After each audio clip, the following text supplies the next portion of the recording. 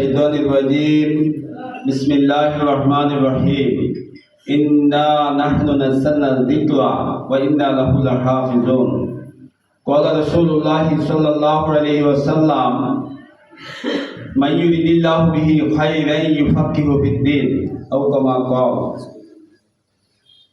الحمد لله ثم الحمد لله আল্লাহ পাকের মেহেরবানিতে আল্লাহ পাকের অশেষ দয়ায় আমরা আমাদের মতো নগণ্য কজন কোরআনে কারীমের আজকের এই একজন ছেলে আমাদেরকে হেফজ শেষ পৃষ্ঠার সবক তেলাওয়াত করে শুনাইছেন। আরও কয়েকজন ছাত্র আল্লাহ পাকের কালামে হাকিমের সবক নেবেন। এমন একটি ফজিলতপূর্ণ এমন একটি মহতী অনুষ্ঠানে আমি মনে করি আল্লাহ রাব্বুল আলামিন মেহেরবানি করে আমার মতো নগণ্য ব্যক্তিকে আমার জীবনের মূল্যবান সময় থেকে একটু সময় ব্যয় করার মতো তৌফিক আল্লাহ আমাকে দান করেছেন। এই জন্য আল্লাহর কাছে আমরা সকলে মন খুলে একবার কালিমাতুল শুকর পাঠ করব আলহামদুলিল্লাহ। আমার পূর্বে যিনি কথা বলেছেন শাহ গর্ব আমাদের সকলেরই প্রিয় ব্যক্তিত্ব, আমাদের লাকসামের ঐতিহ্যবাহী সরকারি হাসপাতাল মসজিদের সম্মানিত খতিব সাহেব, এখানে আরও লাকসামের কর্ণধার অনেক ওলামায়ে কেরাম উপস্থিত রয়েছেন, হাসপাতাল মসজিদের সম্মানিত ইমাম সাহেব, আমাদের উত্তর পশ্চিম গাঁও মারকাজুল আবু হুরায়রা মাদ্রাসার সম্মানিত মোহতামিম সাহেব উপস্থিত রয়েছেন। উপস্থিত আছেন আমাদের সকলেরই আস্থাভাজন শ্রদ্ধাভাজন লাকসামের পুরানা অনেক পুরান আগে থেকেই উনি এই লাকসামের বিভিন্ন খেদমতে দিনের জড়িত আছেন। আমার অন্তরের মানুষ যারা হাফেজ মানসার সাহেব সহ অত্র মাদ্রাসার সম্মানিত প্রতিষ্ঠাতা মোহতামিম, আমাদের অন্তরের মানুষ যারা হাফেজ মাওলানা আশেক সাহেব, আল্লাহর কাছে শুকর আদায় করতে হয়। এই জন্য আমি মাদ্রাসার সূচনা থেকেই এখানে প্রায় বিভিন্ন প্রোগ্রামে আল্লাহ পাকের দয়ায় অংশগ্রহণ করা, নিজের জীবনের সময় থেকে একটুখানি ব্যয় করা আল্লাহ আমাকে তৌফিক দিয়েছেন। বিভিন্ন মাদ্রাসায় যায়, তো এখানে আসলে ছেলেগুলির দৃশ্যমান যে অবস্থা, যে হালাত, যে প্রেক্ষাপট, এগুলা দেখলে মনটা ঠান্ডা হয়ে যায়, মন খুশি হয়, আল্লাহর কাছে দোয়া এমনিতে এসে যায় যে আল্লাহ মেহেরবানি করে আপনি এই দিনী মাদ্রাসা রওজাতুল কোরআন মাদ্রাসাকে আল্লাহ আপনি মেহেরবানি করে কবুল করেন।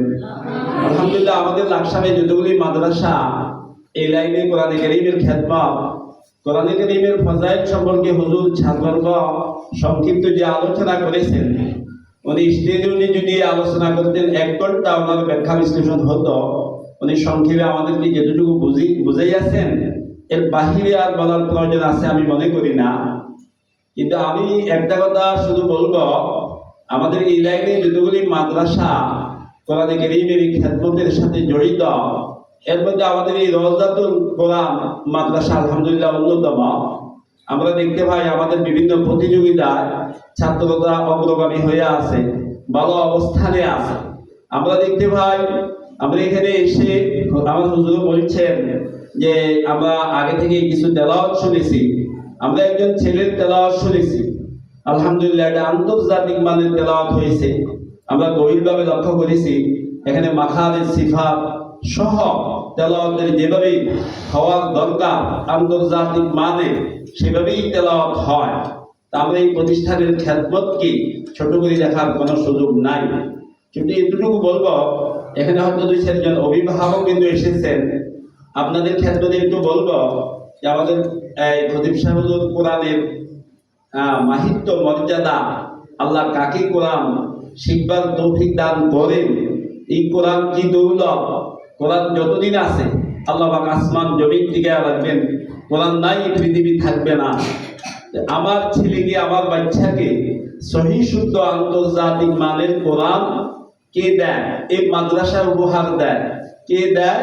মাদ্রাসার প্রতিষ্ঠাতা দেয়। কে দেয়? মাদ্রাসার ওস্তাদবৃন্দ দেয়। আমি একটা কথা প্রায় জায়গায় বলি, পৃথিবীর মানুষগুলি যখন রাত্রি 4টা বাজে ঘুমের ঘরে বিভোর হয়ে থাকে, সারা দুনিয়া নীরব নিস্তব্ধ, ঠিক সেই সময় কোরআনের পাখিগুলি উঠে যায়, সেই সময় তারা 2 রাকাত ওযু করে, সেই সময় তারা 2 রাকাত নামাজ পড়ে, সেই সময় তারা আল্লাহর কাছে এই দেশ জাতির জন্য দোয়া করে। হ্যাঁ, এই সময় তা কত মুবারক সময়, কত দামি সময় আল্লাহর কাছে। এই সময়ের ভিতরে আমি বলে শেষ করতে পারবো না। ঠিক ওই সময়, কোভিডের সময় উন্নত বিশ্বের দেশগুলিকে নাজেহাল করে ফেলছে। হ্যাঁ, কি অস্থির পৃথিবী, গোটা দুনিয়া যেখানে অস্থির, ওই হিসাবে আমাদের বাংলাদেশে কিছুই হয়নি আমরা মনে করি। ওই হিসাবে আমাদের অনুন্নত একটি দেশ, কিন্তু এখানে কিচ্ছু হয় নাই। আসলে আমরা গভীরভাবে তালাশ করে দেখা যায় এই দেশের প্রতি আল্লাহ পাকের খাস রহমত। আর রহমত কিভাবে নাজিল হয়, কার মাধ্যমে নাজিল হয়, কখন নাজিল হয়, হয়তো আমাদের অনুমতির বাহিরে। খতিয়ে দেখলে বোঝা যাবে এই কোরআনের ফাঁকিগুলি যখন হেলে হেলে আল্লাহর কালামের তেলাওয়াত করে, আল্লাহর কোরআনের তেলাওয়াত করে, তো ওই দেশে, ওই এলাকায়, ওই জমিনে খোদার রহমত নাজিল হবে না তো হবে কোথায় হবে? আমি মনে করি ওই মা ধন্য, যেই মা হাফেজে কোরআনকে গর্ভে ধারণ করেছেন। ওই বাবা ধন্য, যেই বাবা তার একজন সন্তানকে হাফেজ বানাইতে পেরেছেন। ওই বিল্ডিংটা ধন্য, যেই বিল্ডিং এ কোরআনে কারীমের একটি মাদ্রাসা হয়েছে। এটা নিঃসন্দেহে আল্লাহ পাকের কাছে কবুল হয়ে গেছে। আল্লাহ পাক সব বিল্ডিংকে, সব বাড়িকে কোরআনে কারীমের এই খেদমতের জন্য, এখানে যারা বিচরণ করে, যারা হাঁটাচলা করে, যারা উঠা বসা করে, যারা ঘুমায়, যারা খায়, যারা প্রস্রাব করে, যারা পায়খানা করে, যারা তেলাওয়াত করে, এগুলা আল্লাহ বাছা করা। হুজুরের আলোচনা থেকে আমরা বুঝছি যে কাদেরকে আল্লাহ কোরআন দেন, যারা আল্লাহ বাছা করা ব্যক্তিত্ব। আল্লাহ চাইলেই সবাই চাইলেই কিন্তু হাফেজ হইতে পারে না। আল্লাহ যাকে পছন্দ করেন, আল্লাহ যাকে মনোনীত করেন, আল্লাহ পাকের এই দৌলতের জন্য আল্লাহ তাকেই হাফেজ বানান। সুতরাং এই প্রতিষ্ঠানের, এই বিল্ডিং এর আর 10টা বিল্ডিং এর হিসাব নিকাশ ভিন্ন ভিন্ন, অন্যরকম।